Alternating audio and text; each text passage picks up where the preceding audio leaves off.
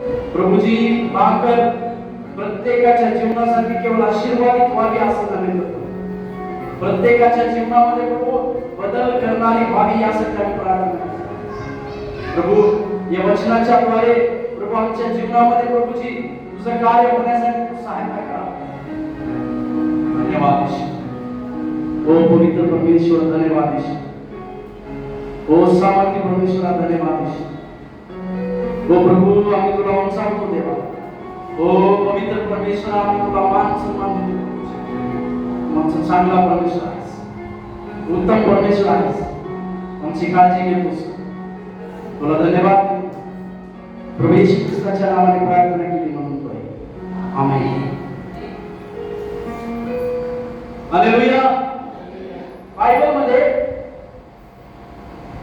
आपण बऱ्याचशा काही गोष्टी पाहतो, बरेचसे काही चरित्र आहेत पवित्र शास्त्रामध्ये। त्याचा अभ्यास करत असताना की आज मी एक अशा स्त्रीबद्दल तुम्हाला सांगणार आहे। परमेश्वराकडून एक अशा प्रकारची प्रेरणा भेटली, जसं मी सुरुवातीला सांगितलं की हन्नाचा अभिषेक असणाऱ्या काही बहिणी लोक या ठिकाणी आहेत, प्रभावी प्रार्थना करणारे काही बहिणी लोक या ठिकाणी आहेत। तुमच्याकडे परमेश्वरानं प्रभूकडून विजय प्राप्त करून घेण्याचे एक सामर्थ्य परमेश्वराने तुमच्याकडे दिलेले आहे। त्यामुळं परमेश्वराकडून मला एक अशा पद्धतीची गोष्ट भेटली की हन्नाच्या जीवनाबद्दलच्या 3 महत्त्वाच्या गोष्टी आज आपण शिकणार। हन्ना, बायबलमध्ये हन्नाच्या जीवनातल्या बऱ्याचशा गोष्टी तुम्ही आणि आम्ही शिकू शकतो, परंतु त्याच्यापैकी मी 3 महत्त्वाच्या गोष्टींचं वर्गीकरण केलेलं आहे। 3 महत्त्वाच्या गोष्टी तुम्हाला आणि मला समजण्यासारख्या 3 महत्त्वाच्या गोष्टी त्या हन्नाच्या जीवनामधून तुम्ही आणि आम्ही शिकण्याचा प्रयत्न करणार। कारण या प्रभुवचन विधीमध्ये सहभागी होत असताना की या हन्नाकडे ज्यावेळेस आम्ही पाहतो त्यावेळेस त्या हन्नाकडून आम्ही काय शिकतो किंवा त्या हन्नाच्या जीवनाच्या मार्फत आम्ही काय शिकू शकतो यासाठीच्या 3 महत्त्वाच्या गोष्टी आपण शिकणार आहोत। Hallelujah, hallelujah, hallelujah. कारण परमेश्वराकडून जर आम्हाला काही शिकायचं असेल, परमेश्वराकडून जर आम्हाला काही प्राप्त करून घ्यायचं असेल, तर त्या परमेश्वराच्या या वचनाच्या द्वारे, परमेश्वराच्या या वचनाच्या भाकरीच्या द्वारेच आमच्या जीवनामध्ये आम्ही काही गोष्टी शिकतो। बघा, येशू ख्रिस्ताचा जन्म हे बेथलेहेम या शहरामध्ये झाला म्हणून आम्हाला पवित्र शास्त्र सांगते। बेथलेहेम या शहरामध्ये, या नगरामध्ये प्रभू येशू ख्रिस्ताचा जन्म झाला। याबद्दलची भविष्यवाणी यशाया आणि इर्मया यांच्या भविष्यवाणीच्या पुस्तकामध्ये नमूद केलं होतं की बेथलेहेममध्ये हे जे छोटे शहर आहे त्याच्यामध्ये काय होणार आहे, एक राजाचा जन्म होणार आहे म्हणून अशी भविष्यवाणी त्या ठिकाणी केली। आणि बेथलेहेम या शब्दाचा अर्थ जे आहे भाकरीचं घर, भाकरीचं घर। आणि तुम्हाला मला एक गोष्ट सांगू द्या, योहान कृषी वर्तमानामध्ये प्रभू येशू ख्रिस्ताने सांगितलं मी जीवनाची भाकर आहे। आणि जीवनाची भाकर तुमच्या आणि माझ्या जीवनामध्ये काय करू शकते याची गोष्ट सांगतो। येशू ख्रिस्तानं ज्या वेळेस तो पकडून देण्याच्या अगोदर योहान कृषी वर्तमानामध्ये आम्ही पाहतो त्यांनी ती भाकर घेतली आणि मोडली, धन्यवाद करून प्रत्येकाला दिली। मी तुम्हाला हे सांगतोय की ती जीवनाची भाकर जो प्रभू येशू ख्रिस्त आहे तो तुमच्या आणि माझ्या पापांसाठी मारला गेला, क्रूसावरती तो मारला गेला आणि 3ऱ्या दिवशी जिवंत झाला। म्हणून प्रभू येशू ख्रिस्ताने सांगितले ही भाकर जी आहे ही भाकर नसून माझं शरीर आहे जे तुमच्या आणि माझ्या सर्वांच्या पापासाठी दिलं गेलं। हालेलुया।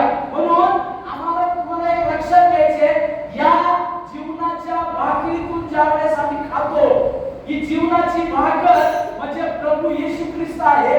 ज्या येशू ख्रिस्तावरती आमचा विश्वास पहिल्यापासून असेल, त्या येशू ख्रिस्तावरती आमचा विश्वास असेल, तर ही जीवनाची भाकर तुमच्या आणि माझ्या जीवनामध्ये मोठा बदल देखील करते। हालेलुया। कारण आम्ही काय वाचतो, आमच्या अपराधासाठी मारला गेला। यशायाच्या 53व्या अध्यायामध्ये आपण पाहतो तो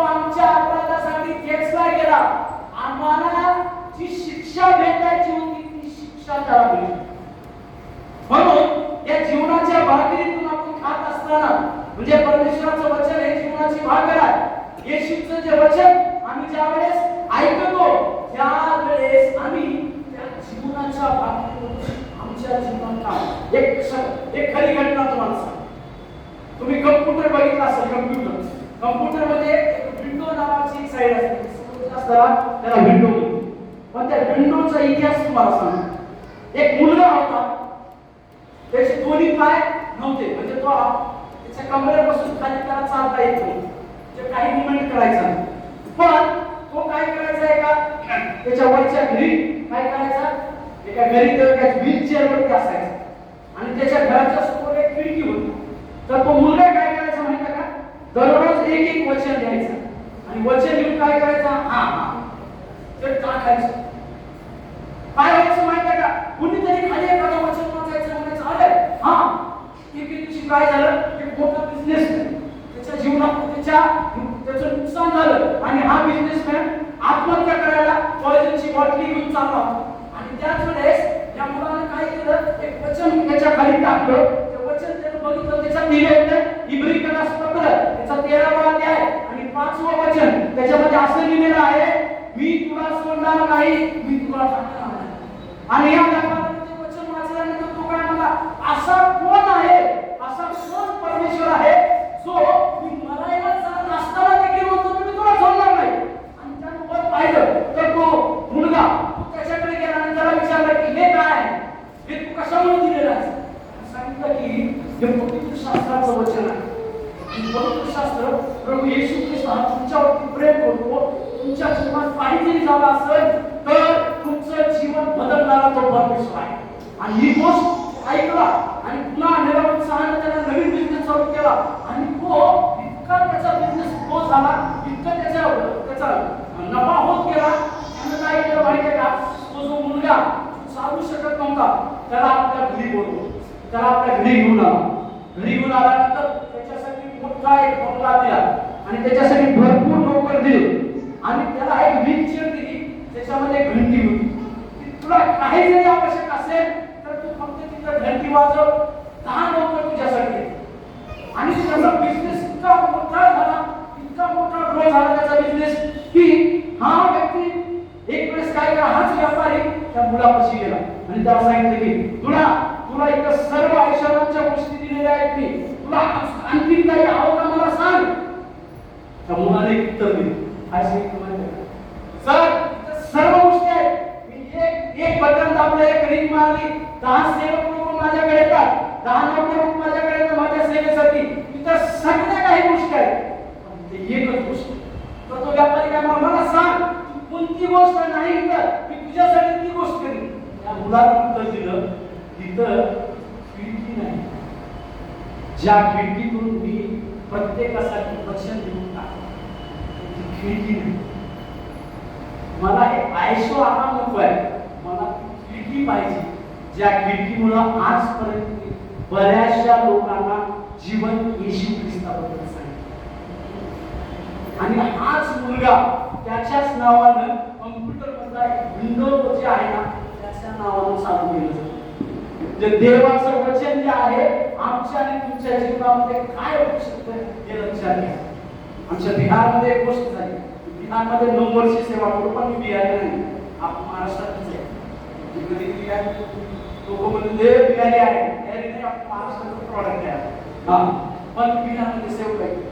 त्या बिहारमध्ये काय झालं एक 25-27 वर्षाचा मुलगा त्याच्या आई वडिलांना नक्षलवादी लोकांनी गोळ्या केल्या आणि त्याला 10 वर्ष काय केलं 7 वर्ष शिक्षा दिली जेल नक्षलवादी म्हणून. आणि तो कसं जेलच्या बाहेर आला तर जेलमध्ये निर्णय घेतला. जेलच्या बाहेर गेल्यानंतर मी एक काम करणार माझ्या आई वडिलांना ज्यांनी गोळ्या घातल्या त्यांना गोळ्या घाला वाचलेली गोष्ट ठरवली. आणि त्यावेळेस आम्ही नवीन होतो बिहारमध्ये 2015 ची गोष्ट आणि 2012 बिहारला गेलो. 2015 मध्ये काय झालं माहिती का आम्ही टॅक्स वाढवतो आमच्या बाहेर विद्यार्थी आणि मला माहित नव्हतं एकीला काय फरक सुरुवात आहे. AK-47 मी फक्त टीव्ही मध्ये बघितली म्हणजे म्हणून पहिल्यांदा असं हात घेऊन बघितलं हे AK-47 आहे. आणि एका भागामध्ये मी सुसमाचार द्यायला चालू होतो. मला तिच्या लोकांनी सांगितलं नाही तू पूर्ण नक्षलवादीला. आणि जात असताना प्रत्येकाला ती एक गोष्ट सांगत होती, येशू हा जीवन देणारा आहे, येशू जीवन बदलणार आहे, असं हिंदीमध्ये सांगायचं. त्या मुलाची माझी ओळख भेटली, त्यांची माझी भेट झाली आणि मी त्याला ते गोष्ट सांगितली. काय सांगितलं? येशू जीवन देणार आहे, येशू जीवन बदलणार आहे. त्याने आम्हाला असं सांगितलं. एवढं ते मोठे होते ते असं झालं की मी हलवे सुद्धा नाही, म्हणजे ते तर तिथंच थांबलो. ते असं झालं मी म्हणलं आता काय करणार आपण? ते मला म्हणले ही काय कशासाठी द्यायला होतो? मी त्याला सांगितलं मला इकडे करायचं सोडा बोलतो, कारण की मी असं धरलं होतं की तिकडनं बंद होतं. ते काय ते सांगितलं. मी म्हणलं हे येशू ख्रिस्ताबद्दलच आहे. म्हणजे ते ठीक आहे, हे काय ह्याचं काय म्हणायचं? मला त्याची पार्श्वभूमी माहिती नव्हती, हे काय कशा आहेत काय माहिती नव्हती. मी त्याला काय सांगितलं माहिती का? येशू हा जीवन बदलणारा परमेश्वर. त्याने मला काय सांगितलं? मी 7 वर्ष जेलमधून आलो, 7 वर्ष जेलमधून बाहेर आल्यानंतर मला लक्षात आलं की माझा चुकला नंबर. आपण चुकीच्या माणसाला सांगतोय काय व्यवसाय आपल्याला मारू, असं त्याला म्हणावं, माफ करा मी जातो, मला तुम्हाला बोलायचं नव्हतं असं म्हणणार. त्याने एक गोष्ट केली, जर तुझ्या येशू ख्रिस्तामध्ये जर काही सामर्थ आहे, जर हा येशू प्रत्येकाचं जीवन बदलणारा आहे असं तू म्हणतोस, तर माझं जीवन हा येशू बदलू शकतो का? असं प्रश्न केला. कधी काय करावं लागतं माहिती का? चॅलेंज स्वीकारावं लागतं. कधी चॅलेंज स्वीकारावं लागतं. मी बी एक चॅलेंज स्वीकारतो. मी असा हात केला पाहिजे, कारण का पहिला अजून धरायचं असा हात केला काय म्हणतो, हो या तुमचं जीवन देखील येशू बदलणार. काय झालं माहिती का? आपल्या अंगामध्ये ताकद आहे, तुमचं जीवन बदलणार. ते म्हणजे काय केलं पाहिजे? आणि त्या रात्री काय झालं माहिती का? या ड्रिंक केल्यानंतर हा आपला जीव द्यावा म्हणून रेल्वे पटरीवर गेला आणि त्याला ठरवलं होतं की त्या लोकांना मारायचे, पण तो मारू शकला नाही. म्हणून काय केलं माहिती का? तो त्या रेल्वे ट्रॅकवर झोपला. ट्रेन येतो आणि तरी त्याच्या खिशामध्ये तो ते वचन म्हणजे ट्रॅक्स दिलं ते येशू जीवन बदलतो ते. आणि वारं काहीतरी आलं आणि त्याच्या खिशातलं जे होतं का ते उडून त्याच्या चेहऱ्यावरती पडलं. त्याने काय केलं? आता काही वेळानंतर ट्रेन येणार आहे. त्याने ते वचन काय केलं? वाचलं नव्हतं, त्याने त्या ठिकाणी वाचलं. येशू जीवन देणारा आहे, येशू जीवन बदलणार आहे. एवढी दोन गोष्ट ऐकल्यानंतर त्याच्या कानामध्ये आवाज आला, मी येशू जीवन देणारा आहे, मी येशू जीवन बदलणार आहे. आणि बाकीच तो व्यक्ती काय केला? तर रेल्वेच्या ट्रॅकपासून बाजूला आला आणि एकदम शांत झाला, एकदम शांत झाला. आणि सगळे लोक त्याला विचारायला लागले की अरे मरायला गेलेला व्यक्ती कसं काय आला? प्रत्येकाला हा विचारत होता, मला या ट्रॅकवर पुन्हा मी त्या ट्रॅकवरती झोपलो होतो, रेल्वेच्या त्या रुळावर झोपलो होतो, तिथून मला कोण आले. त्याचा तो आवाज जो बोलत होता, त्या आवाजावर त्याने विश्वास ठेवला आणि त्याच्या संदर्भामध्ये मला जाणायचे म्हणून तो काय केला माहितीये का? त्या ठिकाणच्या लोकल चर्चेच्या पार्टीच्या पास्टर गेला आणि त्याला सांगितले की मला असा असा आवाज आला. पास्टर साहेबांनी त्याच्यासाठी प्रार्थना केली. आज तो बिहारमध्ये बरेचसे चर्च बनवण्याच्या मुद्द्याने करायला कशामुळे झालं माहिती? केवळ देवाच्या वचनामध्ये हे ताकद असते, देवाच्या वचनामध्ये हे सामर्थ्य असते. म्हणून देवाचे वचन ऐकत असताना, देवाचं वचन स्वीकारत असताना आमच्यामध्ये कसा काहीतरी विश्वास पाहिजे. त्यामुळं देवाच्या गोष्टी किंवा देवाच्या वचनाच्या गोष्टी ज्यावेळेस आम्ही स्वीकारतो, आमच्या जीवनामध्ये काहीतरी असलं पाहिजे, काहीतरी आमच्या जीवनामध्ये झालं पाहिजे. कसं मी आज तुम्हाला त्या हन्नाच्या जीवनाबद्दल 3 महत्त्वाच्या गोष्टी सांगणार आहे. आपण पुढे पहिला सामुएलाचं पुस्तक याचा पहिला अध्याय, त्यामध्ये पहिल्या आणि दुसऱ्या अध्यायामध्ये बऱ्याचशा गोष्टी आपण त्या हन्नाच्या जीवनाबद्दल पाहतो. पण महत्त्वाच्या 3 गोष्टी आम्ही आज शिकणार आहोत हन्नाच्या जीवनामध्ये. पहिली गोष्ट, कठीण प्रसंगी ती परमेश्वराची इमानदार आहे. त्या हन्नाकडून पहिली गोष्ट आम्हाला अशी शिकता येते, कठीण वेळेमध्ये, संकट समयी ती परमेश्वराची इमानदार आहे. एक वचन वाचा, पहिला शामुएलाच्या पुस्तकाचा पहिला अध्याय 5वं वचन वाचा. पहिले शामुएल पहिला अध्याय 5वं वचन.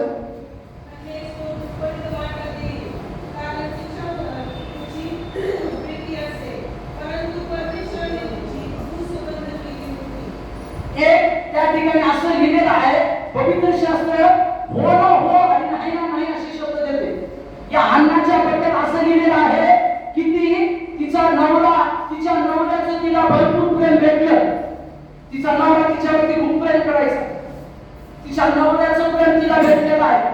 पण तिला खरं प्रेम म्हणजे लेकरू न होण्याचं प्रेम तिला भेटलं नव्हतं. तिला आई होण्याचा आशीर्वाद तिला तो भेटलेला नव्हता. आणि पवित्र शास्त्रामध्ये आम्ही आता वाचलं की परमेश्वरानं तिची पोट बंद केली होती. म्हणजे परमेश्वरानं तिच्या जीवनामध्ये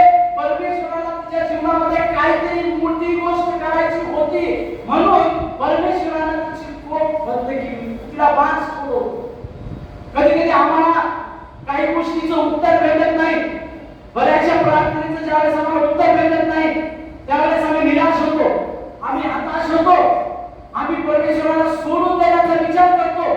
पण परमेश्वर आम्हाला काहीतरी मोठ्या गोष्टीसाठी तयार करीत असतो. ही गोष्ट आम्ही विसरून जातो. म्हणून कठीण वेळेमध्ये हन्ना जी आहे परमेश्वरासाठी इमानदार आहे. आणि आम्ही त्याच्या 4थ्या वचनामध्ये जर बघितलं, प्रतिवर्षी दरवर्षी जी आहे 3ऱ्या वचनामध्ये जर बघितलं, दरवर्षी हन्ना तिचा पती तिची जी सौंदर्य आहे प्रत्येक वर्षी ती परमेश्वराच्या मंदिरामध्ये जायची. त्यावेळेला जी भेट जे बलिदान चढवलं जायचं ते चढवण्याची वेळ तिच्या जीवनामध्ये होती. म्हणजे बघा परमेश्वराची किती वफादार होती.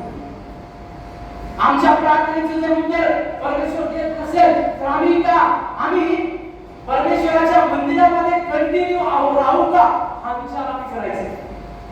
कधी कधी काय होतं माहिती का, आमच्या मनामध्ये असा विचार येतो की परमेश्वर जो आहे माझ्या प्रार्थनेचं उत्तर देत नाही, म्हणून बरेचसे लोक परमेश्वराच्या मंदिरामध्ये येण्याचं सोडून देतील.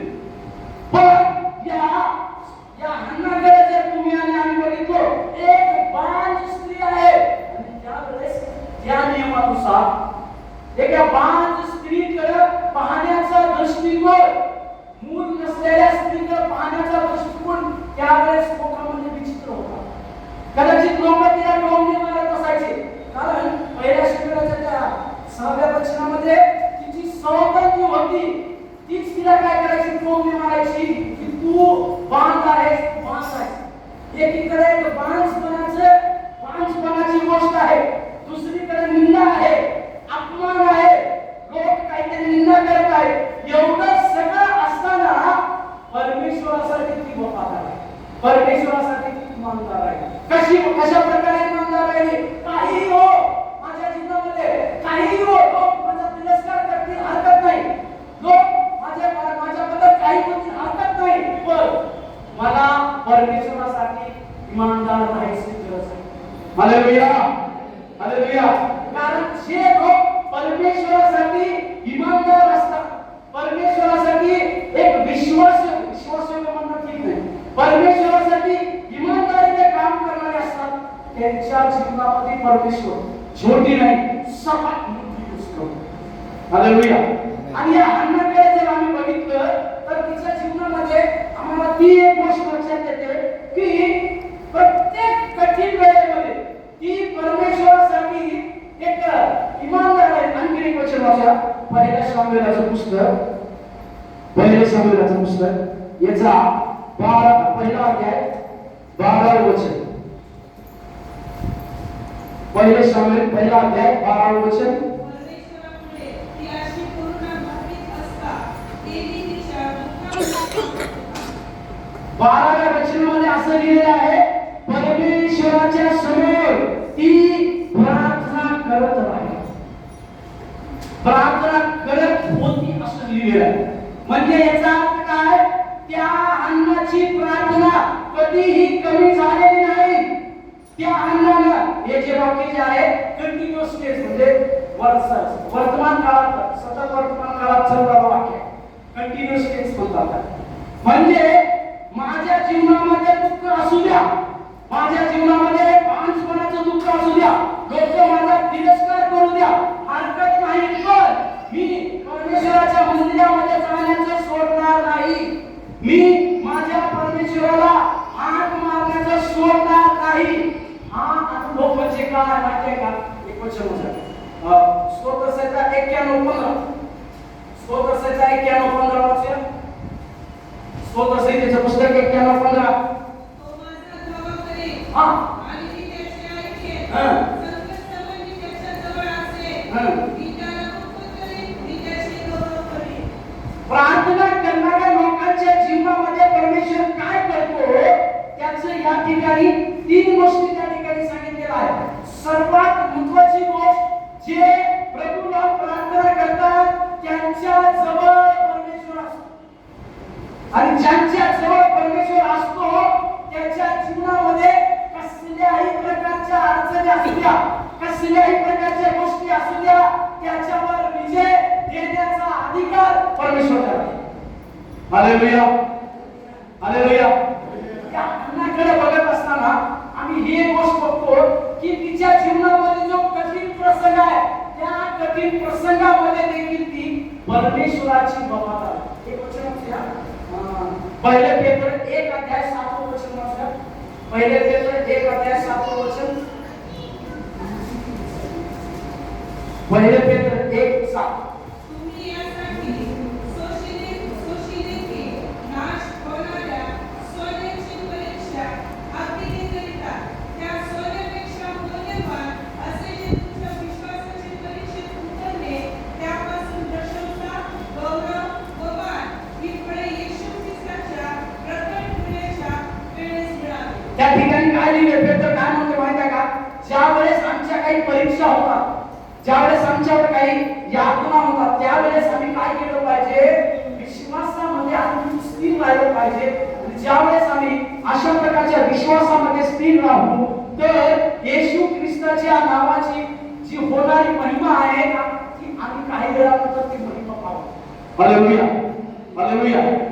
या अन्नाकडे ज्यावेळेस तुम्ही आणि आम्ही बघू, तर त्यावेळेस आमच्या डोक्यामध्ये एक असं चित्र आलं पाहिजे की परमेश्वरासाठी वफादार असणारे ते अन्न आहे.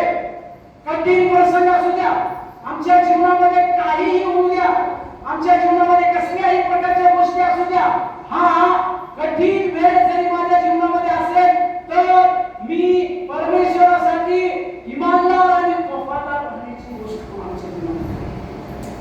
कधी कधी आम्ही काय करतो माहिती आहे का? आम्ही आमच्याकडे आशीर्वाद आल्यानंतर आम्हाला आशीर्वाद काही भेटावे म्हणून आम्ही परत सतत प्रार्थना करतो कधी. हालेलुया. आशीर्वाद भेटावा म्हणून. आशीर्वाद भेटल्यानंतर आम्ही धन्यवाद देण्याचं सुद्धा एक छोटं उदाहरण. आपल्या जेवण आलं की आपण काय करतो? आपल्या ह्याच्यानुसार प्रार्थना करतो, जेवण भेटलं. पण जेवण झाल्यानंतर आपण धन्यवाद बोलतो. महत्वाची गोष्ट आहे, महत्वाची गोष्ट आहे. जर तुम्ही आणि आम्ही जेवणानंतर परमेश्वराला धन्यवाद देत आहोत, तर आम्ही आणि तुम्ही विशेष आहोत.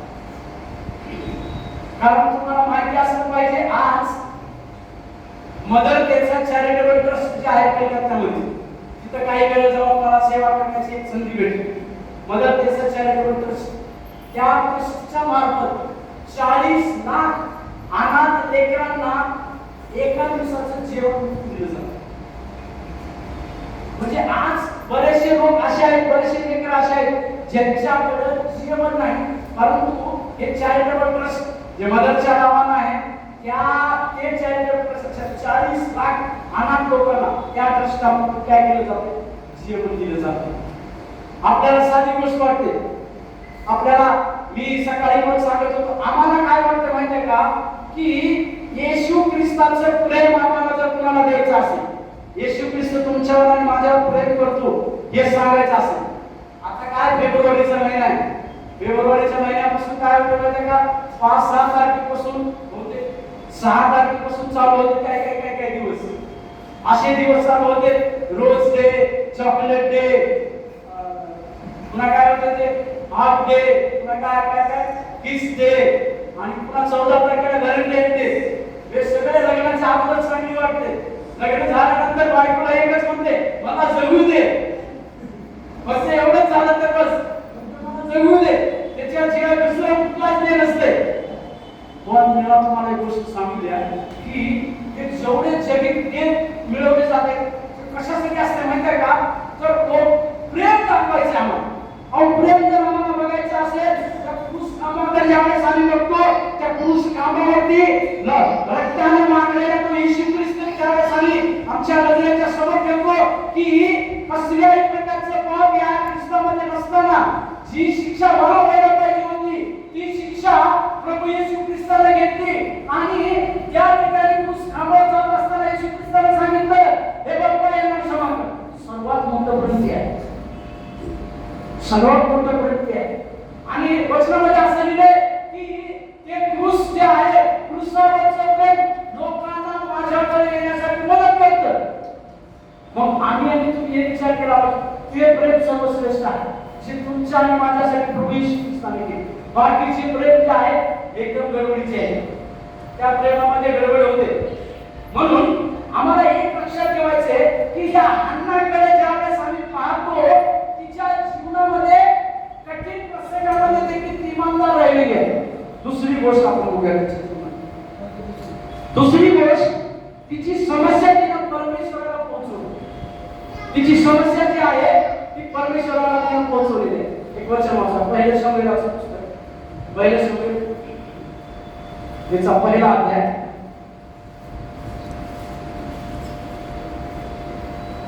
11 वचन. दुसरी गोष्ट त्या हन्नाच्या जीवनामध्ये आपण पाहूया की आपली समस्या तिने परमेश्वरापर्यंत पोहोचवली. पहिला शमूएल पहिला अध्याय 11 वचन.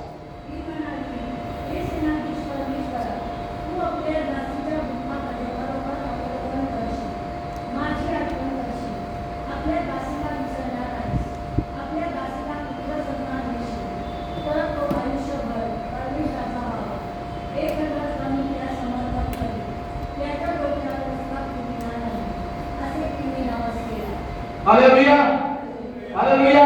या ठिकाणी तिची एक समस्या होती, तिची समस्या होती आणि तिला एक माहिती होतं, तिच्या समस्येचं उत्तर तिला पुरुषाकडे नाही, तिच्या समस्येचं उत्तर तिला सेवकाकडे नाही, तिच्या समस्येचं उत्तर केवळ परमेश्वराकडे. म्हणून स्तोत्रसंहितेच्या पुस्तकामध्ये ज्याला सगळ्यात सेंटर वचन म्हटलं जाते, 118 मध्ये 6 वचन बघा, 118 6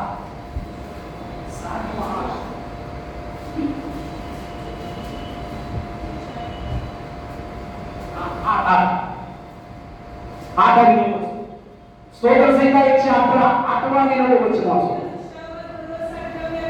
हा हो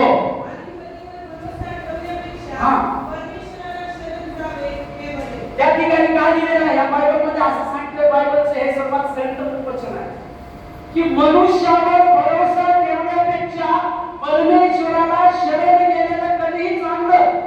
अधिपतीवर भरोसा ठेवण्यापेक्षा परमेश्वराला शरण गेलेलं कधीही चांगलं. म्हणजे याचा अर्थ काय माहितीये का, तुमच्या जीवनातल्या ज्या काही समस्या असतील त्या समस्या इतरांकडे ज्यावेळेस तुम्ही सांगाल, लोक तुमची समस्या रडून ऐकतील, पण दुसऱ्याला सांगताना हसून सांगतील. पण एकच व्यक्ती आहे जो तुमच्या रडलेल्या समस्येमध्ये तुमच्यासाठी रडणारा परमेश्वर, तुमच्या समस्येचं उत्तर देणारा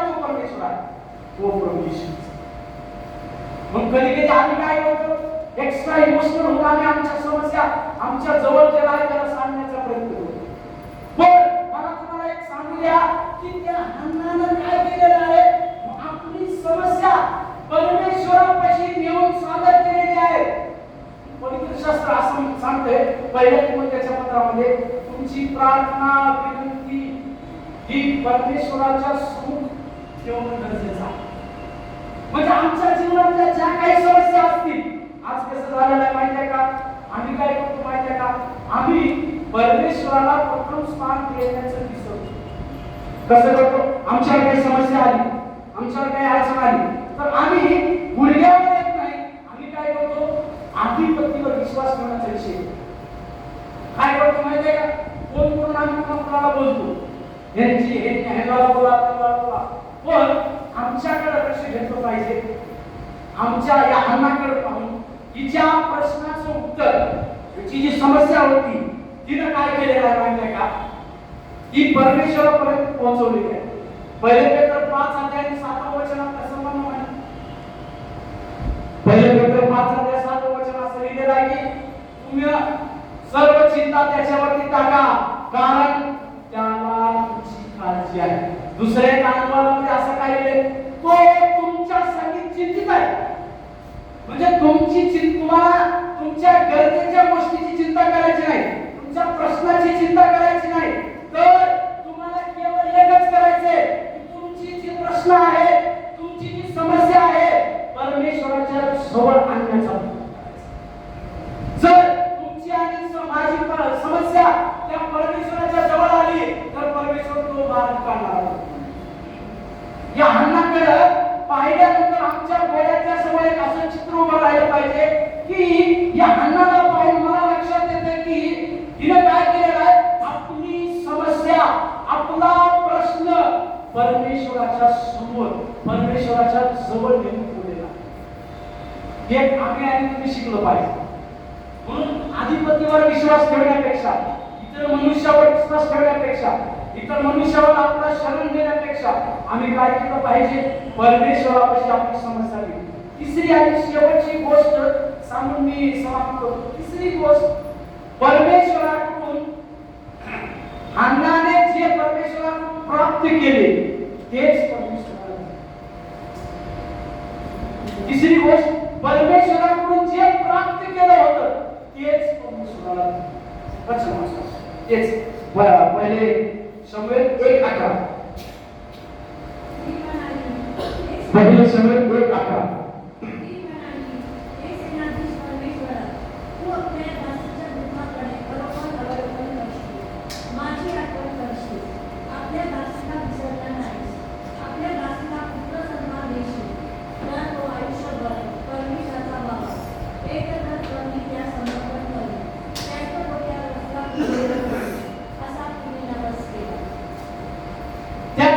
काय केलेलं आहे, तिने परमेश्वराकडे प्रार्थना केली आहे, प्रभू माझी समस्या आहे, जर तू मला मुलगा देशील तर मी काय करेन, त्याच्या जीवनाची शपथ, तो काय करणार, जीवनभर तो मुलगा मी तुझ्यासाठी अर्पण करेन.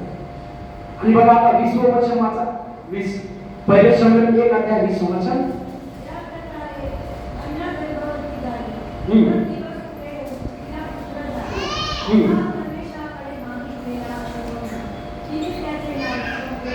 शमूएल शब्दाचा अर्थ काय आहे, मी परमेश्वराकडून याला मागितले. परमेश्वराकडून मागणं सोपं असतं, पण परमेश्वराला तेच देणं खूप अवघड असतं. तेच द्यायचे, कारण माझी काय नमस्कार आहे, परमेश्वराने काय सांगितलंय, जी गोष्ट तू मला द्यायची मी तीच तुला देणार. कॉम्प्रोमाइज नाही, कसल्या प्रकारचा समझोता नाही, सांगितलंय परमेश्वरा तू द्यायची तुला देणार. त्या हन्नाकडे आपण सर्वात मोठी गोष्ट पाहतो की तिने काय केलेलं आहे माहिती आहे का, परमेश्वराकडून जी गोष्ट तिला भेटली तीच गोष्ट तिने परमेश्वराला दिली. आमच्या जीवनामध्ये कधी कधी काय होतं माहिती आहे का, आम्हाला परमेश्वर बरेच आशीर्वाद देतो, परंतु आता एक वचन वाचा, 23 वचन वाचा, पहिला शमूएल 1:23.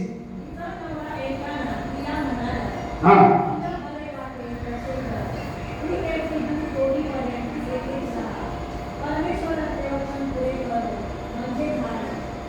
ती स्त्री घरी राहिली आणि त्याचे दूध कुठे वळले. तिने त्याला स्तनपान दिले. त्या ठिकाणी असं लिहिलेलं आहे की ते लोक तिचा पती आणि तिची सोबती आहे परत परमेश्वराच्या ती मेलबली करण्यासाठी जायचे मंदिरात जायचे तर हन्ना शमूएलाला घेऊन त्या मंदिरात गेली नाही. कारण तिचं नवस असा होता की या लेकराला परमेश्वराने मला दिले तर मी ज्या वेळेस मंदिरामध्ये जाईल त्या मंदिरामध्ये ह्या लहान बालक शमूएला तिथे एक वेळेस येईल त्याच्यानंतर त्याला घेऊन येणार. कारण मी याला परमेश्वराकडून मागून प्राप्त केलेला आहे. मला देणारा हा परमेश्वर आहे. याला परमेश्वराने मला दिले म्हणून मी त्याला देणार. परमेश्वराकडून ज्यावेळेस आपण काही प्राप्त करतो तेच परमेश्वराला द्यायचं म्हणजे थोडंसं जमलं. अब्राहमाला आणि साराला बऱ्याच वर्षानंतर परमेश्वराने मुलगा दिला इसाक. या इसाक शब्दाचा अर्थ आहे हसणं. कारण या दोघांचं लज्जित होण्याची वेळ, या दोघांना लोक दोष देण्याचे जीवन हे संपलं होतं आणि साखर चक्राला. पण प्रभूने सांगितलं माझ्यासाठी ज्याच्यावर प्रेम करतो त्याच मुलाला मोरिया पर्वतावर घेऊन माझ्यासाठी बली. अहो जी परमेश्वराकडून गोष्ट भेटलेली आहे ती परमेश्वराला देण्यासाठी जर तुम्ही आणि मी तत्पर आहोत तुमच्याद्वारे परमेश्वर मोठं काय. अब्राहमाला एक गोष्ट माहिती मी हमेशा त्याच्याबद्दल सांगत असतो मला प्रचाराने की परीक्षा अब्राहमाची कशाची होती माहिती आहे का. कशाची परीक्षा होती माहिती आहे का. जी गोष्ट भेटलेली आहे अब्राहम तू त्याच्यावर प्रेम करतोस की ज्यानं तुला ही गोष्ट दिलेली आहे त्याच्यावर प्रेम करतोस. अब्राहमाची परीक्षा कशाची होती माहिती आहे. या इसाकवर तू प्रेम करतोस ज्यानं मी तुला दिलेला आहे का माझ्यावर तू प्रेम करतोस ज्यानं तुला हे दिले. अब्राहमाने काय निवडलं माहिती आहे का. त्याला माहिती मला देणारा परमेश्वर जो आहे त्याच्यावर प्रेम करेल. कारण ज्यानं मला सांगितलंय की इसाक दे या इसाकाला मी माझे डोळे बंद करून देऊन टाकेन. कारण असे 100 इसाक पण आम्हाला परमेश्वर दिला. जो परमेश्वराला त्याच्यानुसार कार्य करतो त्याच्यानुसार देतो त्याच्या जीवनामध्ये तो आशीर्वाद होतो. या हन्नाकडे आणखी एक वचन माझ्या हातात त्याच्यात 28 वचन 1:28 बरेच शामिल 1:28 तसेच मी या बालकास परमेश्वराच्या स्वाधीन केले आहे. तो परमेश्वर हा मरण दिला तेव्हा एक हाताने तेथे परमेश्वराची आराधना. तिथं असं लिहिलंय की हन्ना परत एलीकडे येते. एलीला काय म्हणते की हो का ही हा तो मुलगा आहे मी परमेश्वराकडून प्राप्त केला होता त्याचं नाव मी शमूएल याच्यासाठी ठेवलंय. असं म्हटलं मी की मला परमेश्वराकडून भेटलेला आहे आणि हा मुलगा मी तुमच्याकडे देते. हा याच्या जीवनभर परमेश्वराच्या मंदिरामध्ये असतो. आणि ते असं म्हणते की मी परमेश्वराला याला अर्पण करते. या हन्नाकडून आम्ही एक गोष्ट शिकतो तिसरी की जे तिला भेटलेलं आहे जे तिने प्राप्त केलं तेच परमेश्वराला दिलेलं आहे. ही गोष्ट तुम्हाला आणि आम्हाला शिकायची. आणि बायबल वेळ संपला तुम्हाला असं सांगू तुम्हाला माहिती असलं पाहिजे या हन्नाला पुढे काय झालं माहिती आहे का. हन्नाला परमेश्वरानं 3 मुलं दिले. 3 मुलं आणि 2 मुली दिले. बरं 3 मुलं आणि 2 मुली दिल्या. तुम्हाला एक छोटी महत्त्वाची गोष्ट सांगतो. त्या 3 मुलाचा उल्लेख केवळ त्यांचे नाव पवित्र शास्त्रात आहे. त्या मुलीचे फक्त नाव पवित्र शास्त्रात आहे. परंतु शमूएल हा इस्रायल लोकांचा सर्वात पहिला भविष्यवक्ता झाला म्हणून लिहिलेला आहे. हालेलुया. कारण जो स्पेशल असतो जो परमेश्वर जो स्पेशल देणार असतो त्याला वेळ लावतो परंतु तो स्पेशलच देतो. आपल्या लेकरांना तो सर्वश्रेष्ठ देणारा परमेश्वर आहे. नाही म्हणणारा नाही. म्हणून या शमूएलाला इस्रायल लोकांचा सर्वात मोठा भविष्यवक्ता म्हणून बोललं गेले. आणि याचंच नाव बायबलमध्ये बऱ्याचदा आलेलं आहे. त्याच्या कुठल्याच भावाची किंवा बहिणीचं आलं नाही. म्हणून मला तुम्हाला सांगू द्या जे स्पेशल असतं ज्याच्यासाठी तुम्हाला वाटत असेल की माझ्या जीवनामध्ये हे